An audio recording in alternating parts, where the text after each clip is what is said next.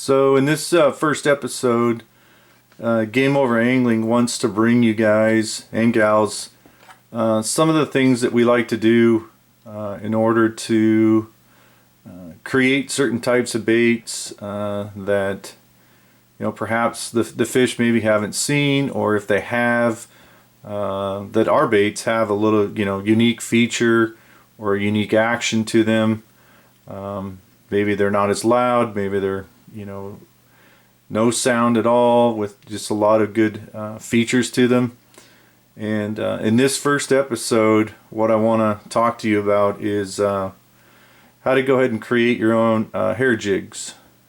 Over the last few years, Don and I have experimented quite a bit with different types of jigs, but the one that has really been the most productive and contributed to some very, very quality fish has been the hair jig. And the hair jig is, it's relatively a simple bait. It's got a round lead head with a 3/0 or 4/0 hook, and then you can then outfit that particular size that you like. This one here is a 1/4 ounce. That has been really the all-around size that we have found to be the most productive. You can let this bait naturally fall, especially in current when you're targeting river smallmouth, and then you can also have a relatively slow kind of a slow roll retrieve with it, or you can pick up your rod tip and carry it high in the upper part of the water column. And again, it's one of those things where each time you're out, they're going to want to see this bait presented a little bit differently. And for the most part, it's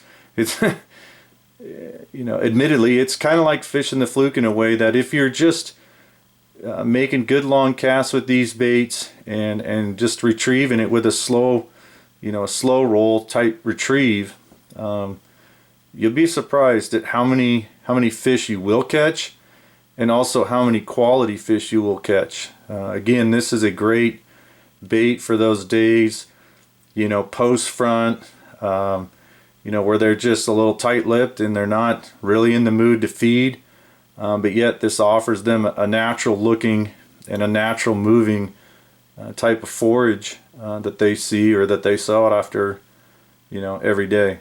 So I'm not going to get into a whole lot of kind of fancy colors. Over the last few years, I've been able to kind of tone this down to where if you've got 2 to 3 colors of these, you've pretty much got everything covered. I mean, you can get pretty elaborate with it, but I found that I've kind of wasted my time and also wasted money buying those components.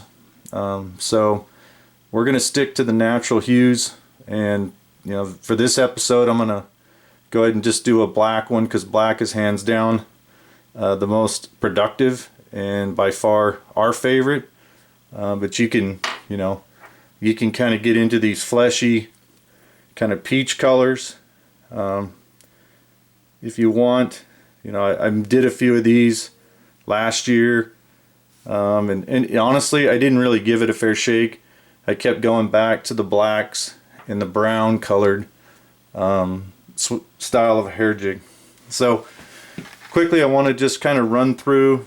You can see that there's just a few base components that you need. Of course, you got to start out first and foremost with picking out what kind of jig head you want. This here is just a raw 1/4 ounce ball head with a 4/0 hook. You can easily get these pre-painted as well, just in a standard Picasso 4/0 1/4 ounce. You can get these in just about anywhere, but Tackle Warehouse is really the easiest place to locate these.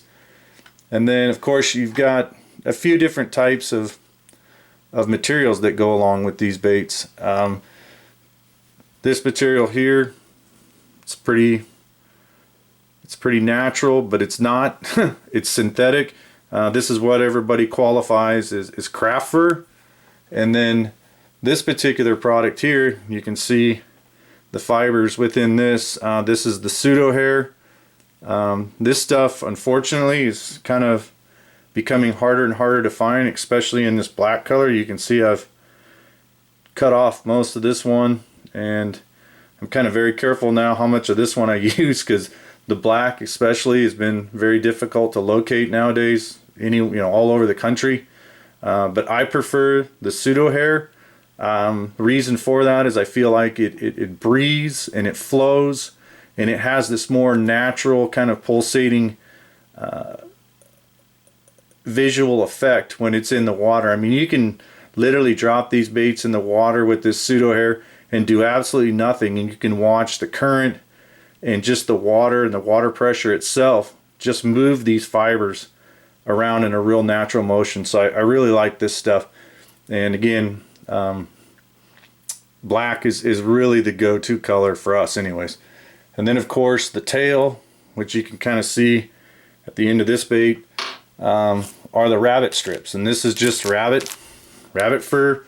And there are two types of this stuff. And you have to be careful with this, because in a tail application, the strips perform better, and they're cut differently. The direction that they're cut from the hide are different, because the other type are the cross-cut strips, and those are really good for building, the body of a bait, but they don't really perform the same as these strips do in a tail application. So I highly recommend, if you're going to use these for the tail, that you definitely get the strips. And you can buy these in smaller packs, or you can even buy them in these big bulk long strips. Here's the brown, and then of course the black, which is my favorite. And then to kind of build the body, I like to use this Crystal Flash chenille. I like the medium because it's not too bulky, but it's not too thin, so it gives it a nice profile on the body. This is that medium brown, and then of course I've got black over there. And then if you do start out with a raw jig, of course the Protect paints, and in the brown tones, this one here is hands down my favorite with the color. They call it tree bark. You can take a look at that. It's a really neat color, really neat color. It's kind of like that Yamamoto 176, so it's got this really good natural look to it. And then of course your thread, right? You got to make sure that you get. I really like, because I'm generally with this targeting the bigger, right, river smallmouth. So I like this big fly. It's a little hardier, a little thicker. Of course you can't wrap it as much, because then you start to get a very bulky big bait. But you can tie some really good half hitches with this and get a good solid connection with everything, and where these baits don't come apart.